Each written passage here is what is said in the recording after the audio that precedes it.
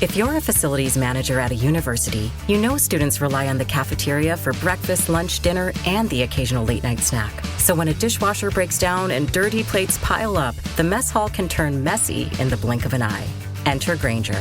With over 1 million industrial-grade products and fast delivery, the product you need now is never far away. So you can turn that dishwasher back into a lean, clean washing machine. Call, click Grainger.com, or just stop by. Grainger, for the ones who get it done. This is Sunbelt Commissioner Keith Gill, and I listen to the Funbelt Podcast. This is the Funbelt Podcast, part of the Believe Network. Hosts Dusty Thibodeau of Warhawk Report, Jeremy Harper of Howl Razor, and Shane Metlin of the Daily News Record. I think it's potentially a very good week for the Sunbelt. But I'm just kind of going off on a random rant. It's just frustrating. Hey, welcome back to Funbelt Podcast. The usual gang is here tonight. Shane, you're here, right? Kind of. Yeah, Shane's here. Tibbs, you're here, right? I'm there. And Ben Moore's here. I am back like I never left. Ben Moore is back, presumably to talk a little bit about what's going on at Georgia State, because we know a lot of shit's happening at Georgia State, Tibbs.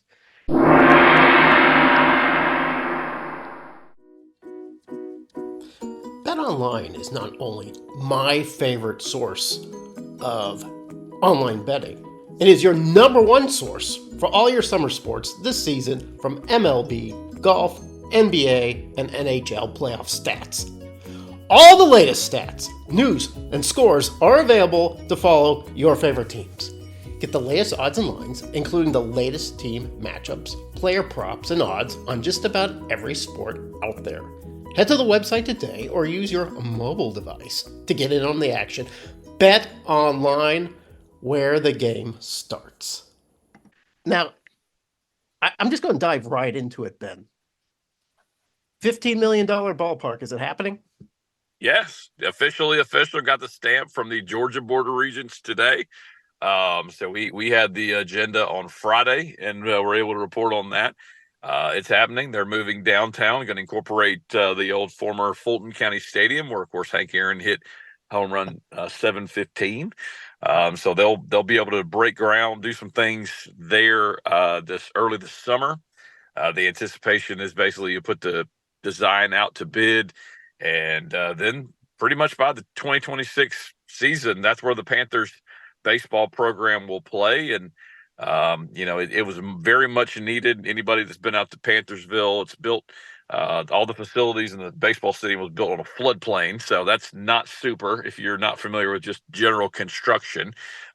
So they have one of the worst facilities in Division I, certainly in the Sun Belt and the state of Georgia. So this was long overdue. The language in the actual agenda was very, very strong, saying that, this had long kind of been below Division I baseball standards, and that they wanted to basically move that up to get to a point where it was a recognizable Division I Sun Belt level program with just complexes. As we've seen around the Sun Belt, there are great facilities, from Coastal to Louisiana, Southern Miss, the list goes on and on, App State, everybody. So I think, Georgia State's obviously taking major steps forward with the football facilities, continuing to build there. Basketball opened up in 2022, so this was the next progression. The interesting thing about it, I will say from where I sit, is there's no private funds at all. This is from the institution. This is Georgia State, basically moving money from left hand to right hand to take care of this one. So there will be an opportunity potentially to grow.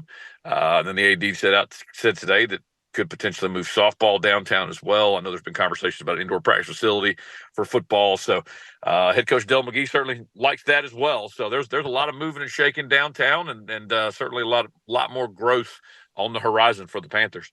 We have Ben Moore. How much? Okay, I got one more question, Tibbs, before I move on.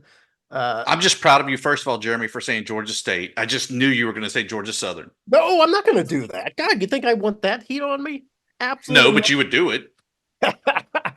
I will say this. because it's neat how the funding is going, Ben. You're saying it's through private donors and alums and whatever.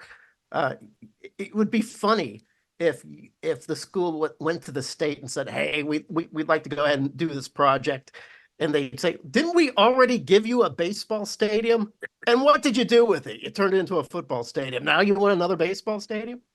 Yeah, well, it's funny how that happened too, because there was only I believe 3 serious bidders, including the one. If you go back and look at the bid, they wanted to turn that area into a water park.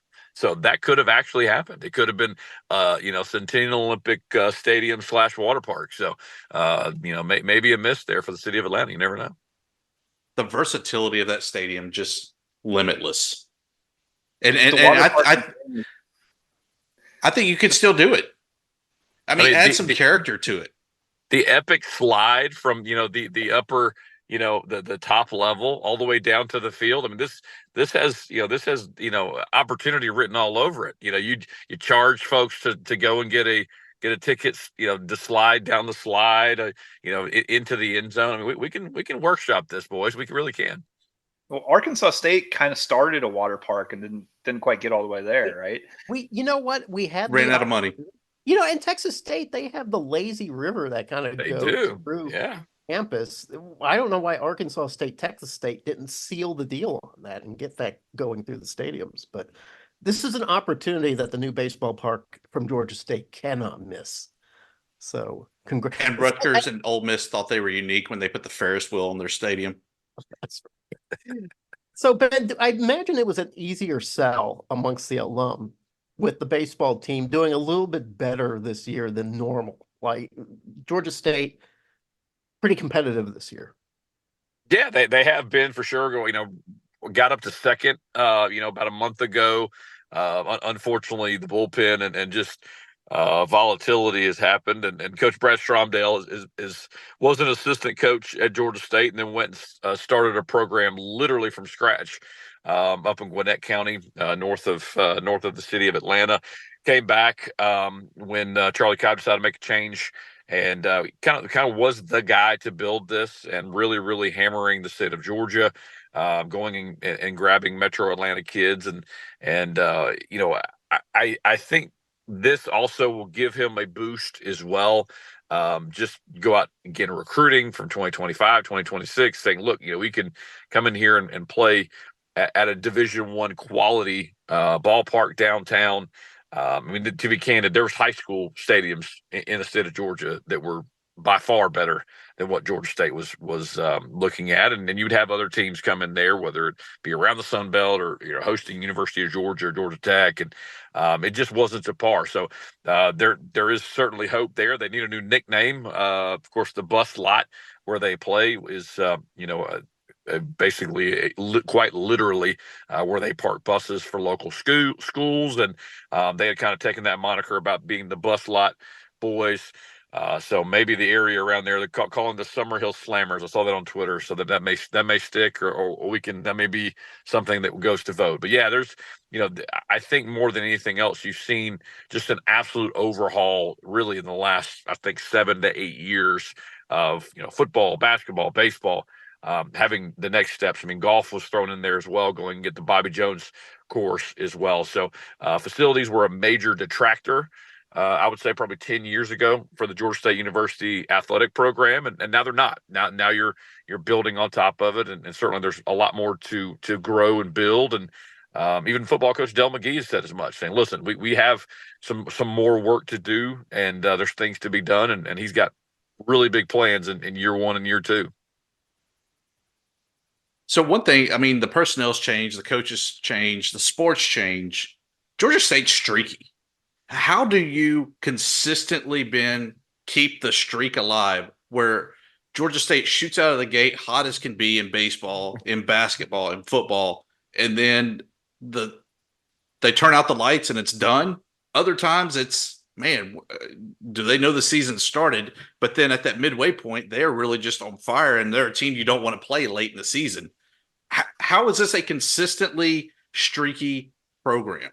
Yeah, they reside in Atlanta, my friend. I mean, have you seen Atlanta sports at all? Right? I mean, it's like riding a roller coaster with a poor safety record. I mean, it's this is part of the show. You know, you kind of get the Atlanta into the veins. No, I think a big part of it is and we've seen that certainly in the last few years with football. And I know you guys commented on it. Still listen all the time, talking about Georgia State. You know, there is the wake up factor, or again, this year it was the opposite. Got out to fast start. Schedule most certainly helped you with that. Was very favorable to start out and get out in September. Get out to one of the hottest starts, and then you get just absolutely obliterated by your rival on national TV, which is no fun. Get smacked around by James Madison at home, which is no fun again.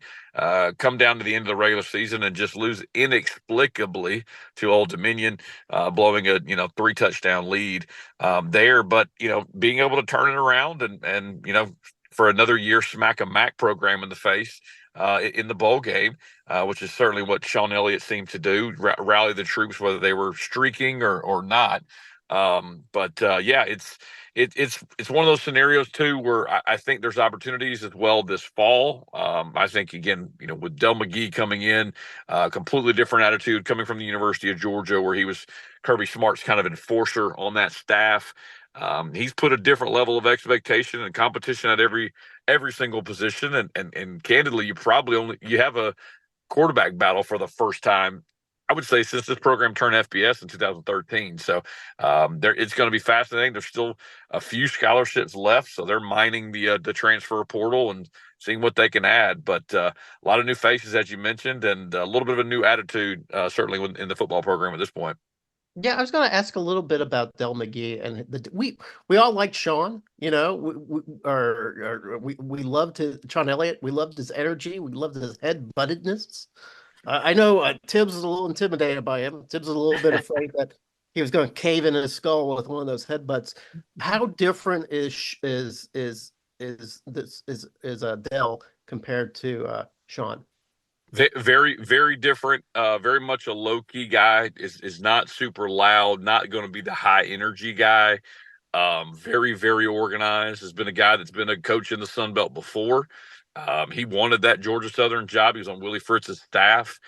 Georgia Southern didn't seriously consider him nor interview him, even though Willie Fritz had kind of bumped for him with the administration. They instead hired Tyson Summers, and Del McGee was all set to go to Tulane and joined Willie Fritz's staff. And then Kirby called him and said, no, let's come on up to UGA and I'll pay you handsomely and come on up. There certainly is an interesting wrinkle as well, as Del's bringing his son with him, Austin McGee, who's one of the fastest track and field performers, just won the 100, 200 meters this past weekend. One of the fastest kids in the state of Georgia. Is going to play wide receiver, play defensive back for good old dad. And, just bringing a different level of recruit, coming from University of Georgia, he understands and like size, speed. He wants his skill guys to run track. I think with Sean Elliott's, kind of mindset was, we're going to just run it down your throat regardless, right? We're going to line it up and it's going to be ours versus yours, and we're going to try to blow you up. Del's a little bit more pro style. You're going to see the Panthers throw it. You're going to see, guys out there and in space. He wants guys that can really get out, yards after the catch. He wants defenders that can fly around. That was a big thing, wanting to get this roster faster. And, and I wrote early, once Del had the opportunity, restarting spring practice and getting out and kind of seeing what he had to go and recruit was actually a help for him, because he could go into the transfer portal, add a lot. When most people look at the spring transfer portal window, they just want to kind of address depth. Well, he flipped the roster completely. He cut nearly all of his offensive linemen, most of his defensive linemen, guys that he did not believe fit, and went and got much bigger and went grab Power 5 guys, went some FCS guys, high school guys, JUCO guys. So now getting all these pieces and getting them together, the chemistry is going to be there. But from every report and folks that I've talked to, is they like Del a lot. He's very honest. He's very candid. He's raised a lot of money. The NIL collective had basically been born at Georgia State in September. They've had 3 tremendous weeks in a row, up over $50,000 in the last few weeks, raising for that. So that's a big part about it. Is he's telling people flat out, listen, it's a talent acquisition business. This is the way things have to be. And he has big goals, and he's already doubled the staff inside the football offices. So he has analysts, he has experienced coordinators and position coaches and folks that handle recruiting as well. So it's interesting for the Georgia State folks to kind of look at, because of course he is a protege of Kirby Smart, who was a Nick Saban disciple. So there's a lot of those pieces in evaluating and implementing, and everything's more organized completely. That's the one thing that we've seen up and down and all around. The players know where they stand, know what they have to do, and there's going to be competition at every single position, from the time the guys get on campus for summer workouts to fall camp, and that obviously competition will certainly hope to breed better results, as the Panthers still have a lot of growing to do in the Sun Belt. Did Georgia State need a Georgia guy in there to be the head coach? There's so much talent there right there in Atlanta. You're going to get them out of high school. You're going to get them bouncing back in the transfer portal, guys who want to come home. Like, how important was it to get a guy who just, knows Atlanta and wants to be in that area? It's massive, Shane, especially the last 4 cycles. I mean, you only signed 7 total kids from Metro Atlanta. Georgia State was a non-factor in high schools, bouncing around on Friday nights, talking to high school coaches and covering recruiting.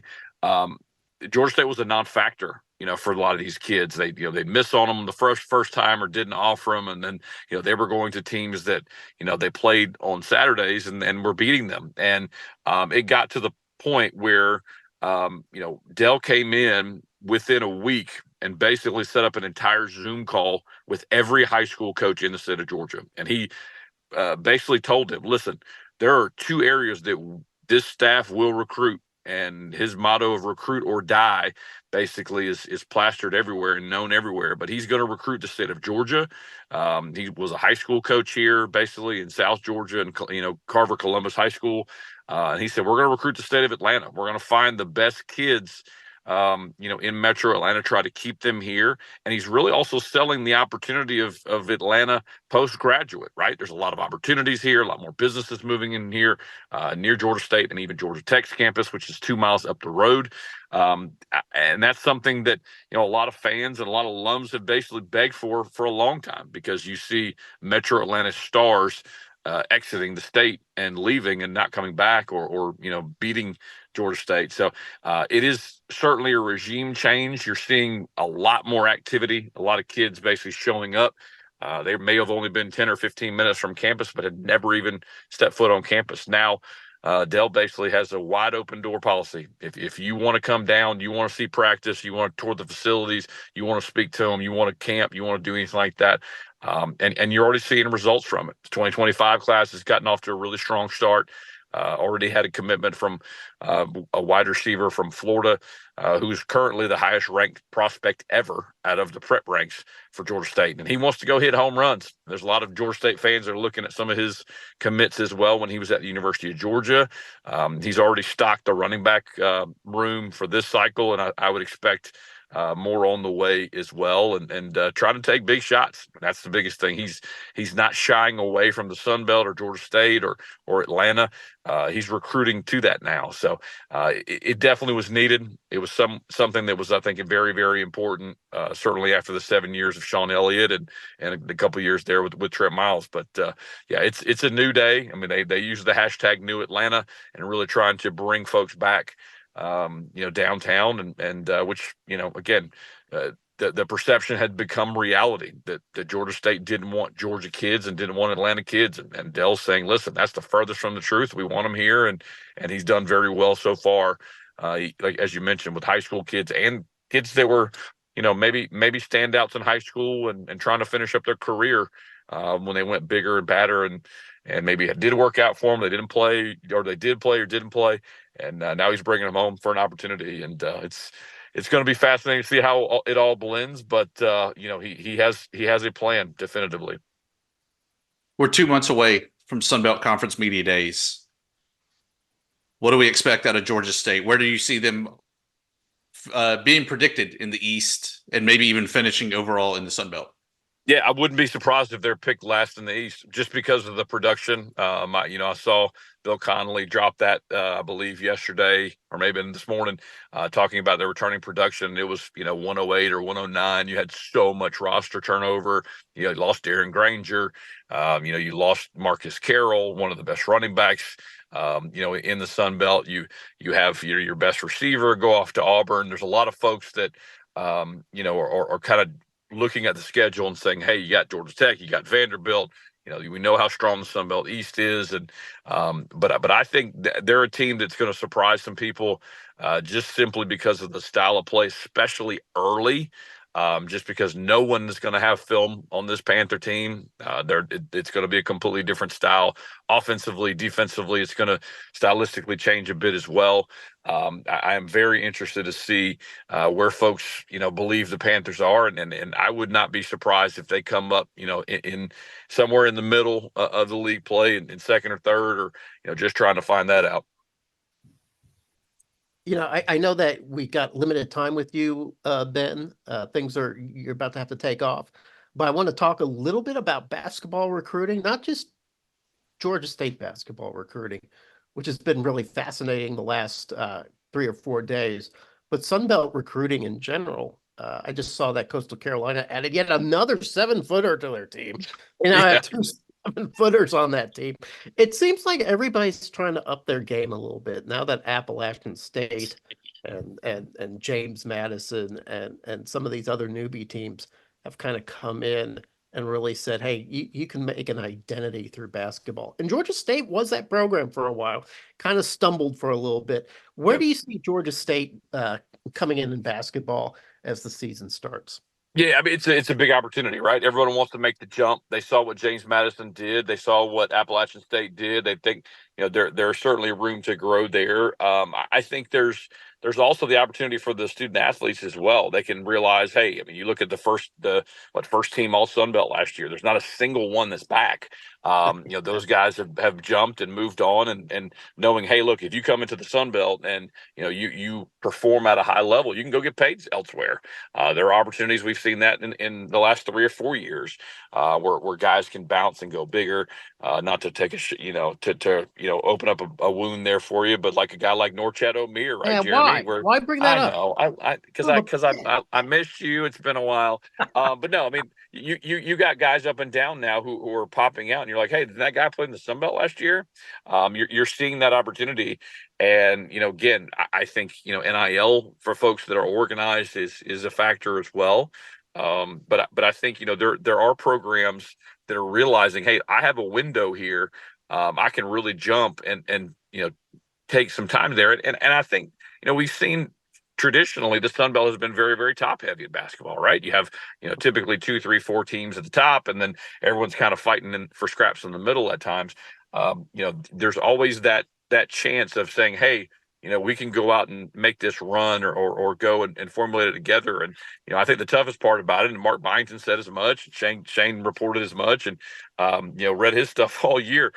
Everyone wants the Sun Belt as a whole to get better, but there's programs that are serious about basketball and spend money on it, and there's others that don't. And I think that's the one thing Jonas Hayes realized real quick coming in here is listen, losing is not acceptable. That's not the standard. He said it from the very beginning because he saw the vitriol, he saw the reaction. He opened up a brand new, 7,500 seat stadium right there on campus.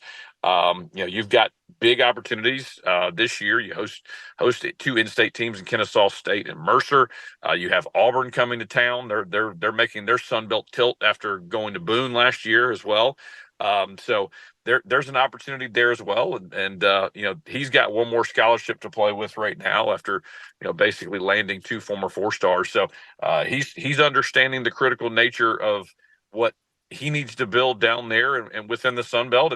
And really, you have to put up some really crooked numbers, in the Sun Belt to really get, some level of seeding as we saw the last few years. So the last time the Panthers were, in the NCAA tournament, they were 16 seed. He's trying to basically establish and get more, again, trying to reach out to Atlanta kids, Metro Atlanta kids, He and his brother worked extensively with Atlanta AAU programs and brought several state of Georgia kids back, going to programs like Seton Hall, going to programs like Iowa State, and grabbing guys to boost his position. And really, he loaded up on big men as well. That was one thing the Panthers really struggled with rebounding last year and inside play. He averaged, went and grabbed 4 or 5 guys that can play the 4 and the 5 spot, including Dennis Scott the third. If you remember 3D from Georgia Tech days, Georgia Tech wasn't interested in Dennis Scott the third, Trey. So he called up Jarvis and Jonas, and so he'll be in. He's 6'10". They have Cherokee Parks's nephew, Clash Peters, just committed, so he's another 6'9" big man. So can't have enough big men and can't have enough size. So there's certainly high expectations for the Panthers and Jonah Tays, and he's excited to get folks on campus, which will be here in just a few weeks. Ben, always good to have you back on the show. The door's always open for you. Let us know next time you want to come on and let us hear some more glory days about Georgia State athletics. Let's do it. I miss you boys, man. Thanks for having me on as always. So there we have the reunion. Jeremy, do you feel better having Ben back on?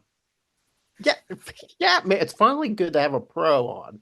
I mean, it's me and you, and it's just nice to have somebody to come in and really know his stuff. Tibbs, it's just good to have that presence, that acumen that we've been missing for the last year at least. I'm glad we didn't have somebody throwing streamers at us because, oh, look at us. We won another title in something. Or some guy constantly pitching his own website, Yeah. we don't have that. Yeah. And because that was getting a little boring. Or a guy who keeps offending Appalachian State, the nicest, most humble, most self-effacing fans. It'd be nice not to have a guy who continuously made enemies of these people. Oh, hey, Shane. I feel kind of like I don't know, like Cheers or something, where Diane leaves the show, but then she comes back, and so the like Kirstie Alley's character was it kind of like awkward? Yes. When the old person comes back, that's kind of how I felt. Yeah, yeah, and you stuck in though, man. You came in with some questions. You're a real professional. Yeah. I was proud of you, Shane. Speaking of being proud, Jeremy. Yeah. Softball wrapped up in San Marcos. No, I did not get to make it because I had the good old cup check from work and slept in too late on Saturday to make the trek over. However, Viva La Boobcats pull off. Yeah. Everyone was calling it upset. I think Jessica Mullins even said it best. It's not an upset for those in the know. But Texas State gets the hardware. They get to lift the big trophy that they took from Keith Gill, and that gives them the automatic bid into the NCAA tournament. They are staying in the Lone Star State, headed to College Station for that regional. They'll play against Penn State, obviously Texas A&M, and University of Albany, because that's a good regional draw, will also be in that regional. The fans seemed a little bit salty about their place in the Sun Belt, or in the NCAA tournament. Did you catch that, guys? Did you sense that maybe the Bobcats were thinking that they are not quite receiving the respect that's due to them? Maybe picked up on that a little bit. I mean, I think there was talk that maybe they would host after beating Louisiana. They didn't get there. I don't know. I mean, I feel like they're probably borderline, but yeah. I mean, I think you just gotta say congrats to them for winning it. I mean, it's a big deal to knock off the Cajuns in softball. And Sam Landry. Yeah. Yeah, I was, it's not really an upset, especially for people to know. I'm not one of those guys who are in the know. But it's a big deal to beat the Cajuns, man. The Cajuns are tough. I mean, they're known for the softball, and for the Bobcats to come in and say, hey, listen, we're going to get a piece of this pie, too. I think that's really great. Also, did I see that South Alabama got in, too? South Alabama with the at-large. They're headed to Florida Nice. to face the Gators. They'll also play in the regional Florida Gulf Coast and former Sunbelt member FAU. Ooh. And now this works the same way as the baseball tournament, right? It's a sort You of advance to a super regional, and then from there you get to go to Oklahoma City, is the mecca for college softball. Okay, all right, yeah, okay. I'll be looking for that. It's nice to see 3 Sunbelt programs in there. Thought maybe Troy might sneak in there. No dice. And then obviously they were runners up in the Sunbelt Conference tournament, but I guess you could call it technically an at-large bid. They're going to be the number 13 seed overall, the Raging Cajuns. They're going to host the regional for the first time, and it seemed like about 10, 12 years from what I remember off the top of my head. That sounds about right. Also in that regional, Princeton, Ole Miss, and Baylor. So good action headed to Lafayette, Louisiana. Yeah, if you want to see some top-notch softball, you might want to head down to Lafayette. Dusty, I know that would be a painful trip for you. Mostly because I got a long week ahead of me, and I don't have it in me to do a good old turn and burn trip to Lafayette. But yes, I would love to go to a softball game in Lafayette. The real world is kicking your ass, and I love it. Yes, it is. In other softball news, Athletes Unlimited, which is the professional softball league, held their draft. Did they now? Texas State's Jessica Mullins, number 8 overall draft pick, one of 2 from the non-P5 conferences drafted. The other one was an outfielder from Miami of Ohio. But 6 in all pitchers drafted in this. Shane, what do you know about the professional ranks? Since I know James Madison has sent people into that league. Yeah, Athletes Unlimited it's kind of cool actually how it's set up because they do women's sports in a variety of sports.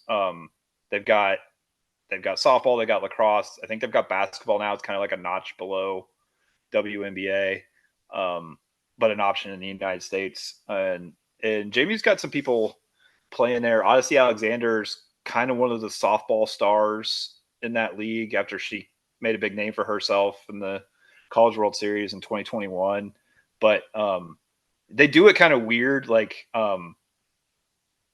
you earn the right to be like a team captain by how well you play each week or whatever. And then you draft your own team based on like the available players in the league. So you might not be playing for the same team week in, week out, but players have an ownership stake in the whole league.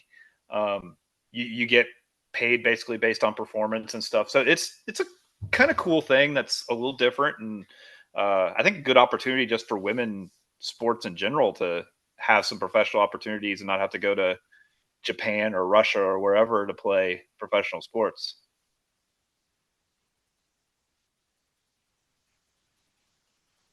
On the baseball side, the Raging Cajuns, they are hosting South Alabama this upcoming weekend for the finale of regular season action. They just need one more win.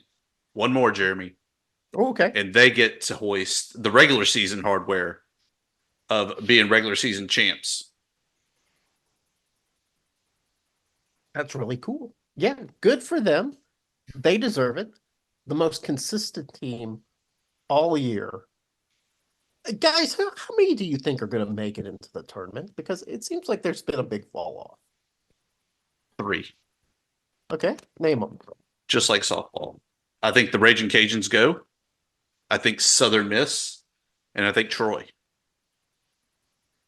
Okay, I think that's probably right. I think you got that. Not a whole lot to say there, Jeremy. No, maybe Coastal Carolina. And I don't want to say it like this to take away from his career, but their head coach retiring. Maybe he slips in for win one more for the Gipper, knowing that he had won that national title before. But yeah. That would be a nice little cherry on top of that. But man, Coastal Carolina really shat that bed. I mean, they were cruising, doing well, and they're just getting beat left and right by teams that you're like, goodness gracious, you need to be doing better than that. So yeah.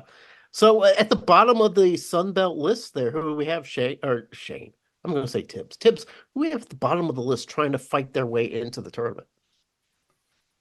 Well, we talked about the Cajuns being on top, Yeah, and one win away from hoisting the trophy. It's a bottom of the barrel. Arkansas State heads to Monroe to play ULM. ULM has a chance to still squeak their way into the tournament if they can sweep the Red Wolves. Red Wolves cannot make it, but can definitely play spoiler. No, and I wouldn't want them to make. They don't have. So it's only 2 teams that don't get to go, right? Yes. Okay. So who else, if ULM gets in, who else joins the Red Wolves in the basement? Marshall? That would be Marshall and Georgia State. All right. And Georgia State? Georgia State could fall all the way into the 11th slot. Oh, man. That is rough. All right. Well, we'll be looking for that new weekend series. I know that personally, guys, there will be nothing more relieving for me than having this baseball season come to a thundering end. So you're playing the Warhawks, not the Thundering Herd. Go. I'm not going to say go Warhawks because that would be blasphemous, but I'll cut that audio and you will say it. That would be perfect. Speaking of some minor upsets, the Arkansas State Red Wolves did not win the track and field outdoor championship for the men or the women. That went to South Alabama for the men. I think it was Texas State for the women. I'm not quite sure. Yes, it was. Yes, Texas State. There they are. Arkansas State finished 5th and 3rd, respectively, in that, which it's not quite up to Arkansas State standards. That was a little strange, but you know what happens. Sometimes you got to let some of the other teams play. So congratulations to South Alabama and Texas State. Is that it? Did we just finish another show? Yeah. Or is there more to talk about? I think that's it, guys. I mean, we can bitch about NIL some more. No, that horse is still dead. We'll talk about the summer. We'll talk about that later. All right. Yeah. So I guess Dusty, what's the time for? Plugs, promos, parting shots. Oh, wow. Okay. I know that Shane, he's been texting me all week saying he had the perfect parting shot. I'm anxious to see this. All right. So we know that the portal never stops, obviously, even into May. Apparently, the coaching carousel also continues to go. And this is a little bit outside the Sun Belt, but Wyoming loses their coach and they go to Green Bay and they get Sundance Wicks to go there, opening up the Wisconsin Green Bay job.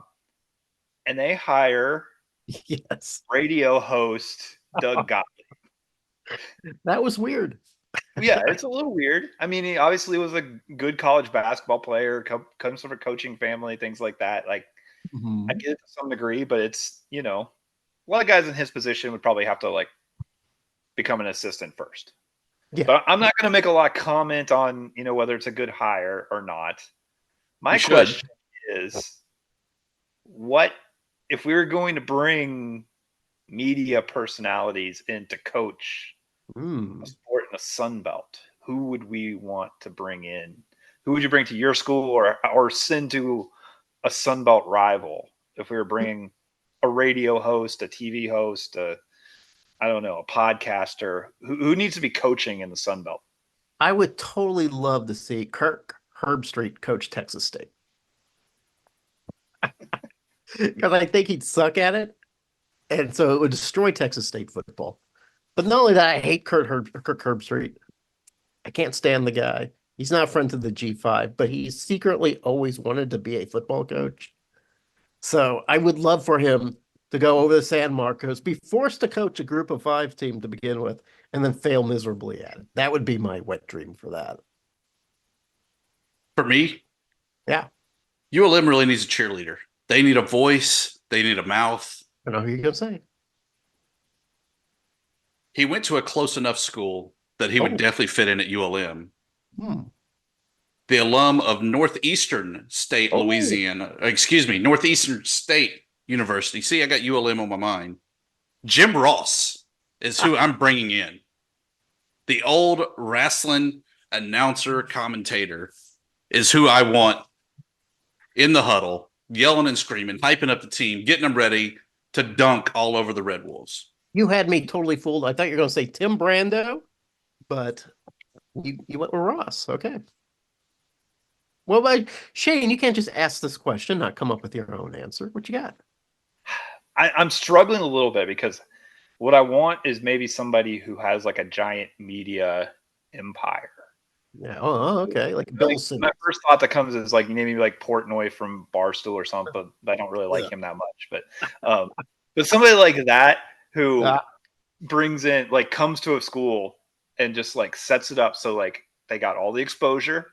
Yeah. Rich, so they're paying their NIL. All right. Okay. And like just says, hey, I'm gonna make some Sunbelt school an absolute powerhouse because somebody with money and media resources can do that now. You know, when So Penny Hardaway, when Penny Hardaway took over Memphis, it was kind of that atmosphere, Shane. It was like, oh, here we go. We got this hometown guy. We got this NBA legend, Penny Hardaway, coming in. He flies in on his own private jet. He's taking his private jet to meet other players, which was a little suspect at the time. Now I don't know if it's such a big deal, but it was like instant celebrity power, instantly retransformed Memphis back into a power again. It would be interesting to see a Portnoy with his group of bro announcers, like if he made all his some of his better or some of his more famous bro announcers like assistant coaches. Do you see that happening? Yeah, I like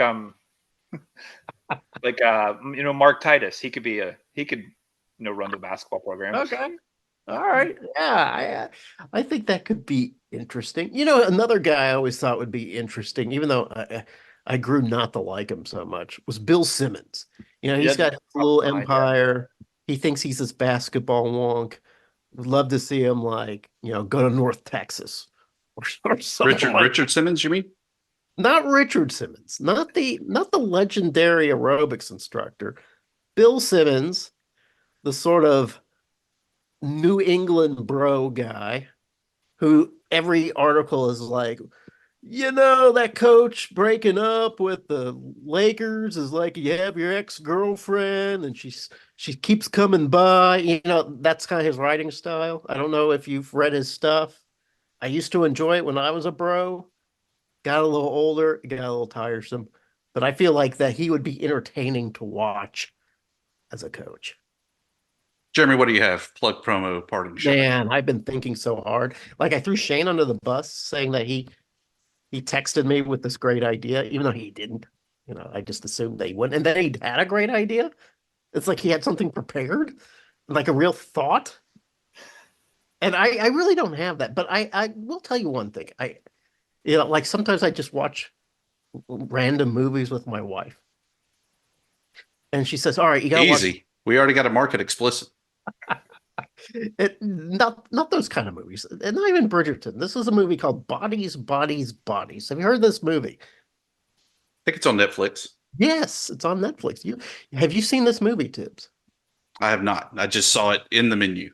Okay, so you need to check it out because I'm watching the movie. It's sort of a murder mystery, like somebody's in the house and somebody's committing murders type of thing.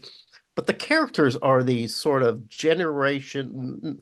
It's not Generation Z, right? That's the newest generation. It's this sort of just totally brain dead group of well-to-do young people, right? Millennials. Are they millennials or is it Generation? Which is Generation Z? I don't know. I think it's after millennials. See, I don't even think I'm an X. Yeah, me too. So as an X, I'm just like rolling my eyes at these people. But at one point I say to Megan, I was like, do I take these characters seriously, or is this some sort of satire? And I've been thinking about this for like 3 or 4 days now. I just can't get over it. Watch Bodies, Bodies, Bodies. Reach out to me on the Twitters. Tell me what your thoughts are on these characters, which are kind of entertaining in a train wreck way. And let me know what you think. I know how you're feeling without having seen that. Like I was thinking about this on Twitter yesterday. I saw multiple people like post this clip of a concert, Okay.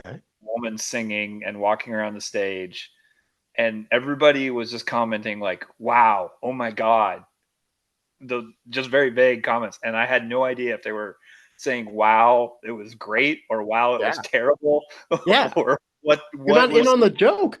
remarkable about it. I had no idea. Am I getting old? I think that's what it is. That I just don't identify. And I think they're kind of making fun because they were using all the new jargon and stuff that, about, respect my this and don't gaslight me and all this stuff. And they're really throwing it on thick.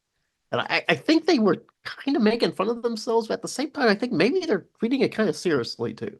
So I don't know. I'm just out of that loop, Tibbs. I mean, you have a daughter, Tibbs. I'm sure she puts her finger on the pulse of what's hip and cool, right?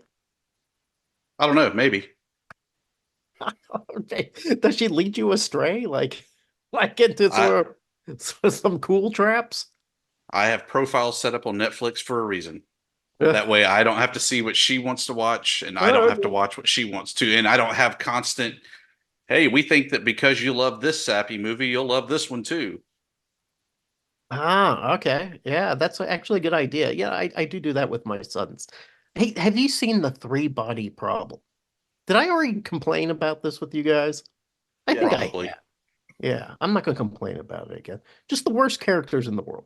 But Tibbs, all right, listen, Tibbs, you made Shane and I do a parting shot.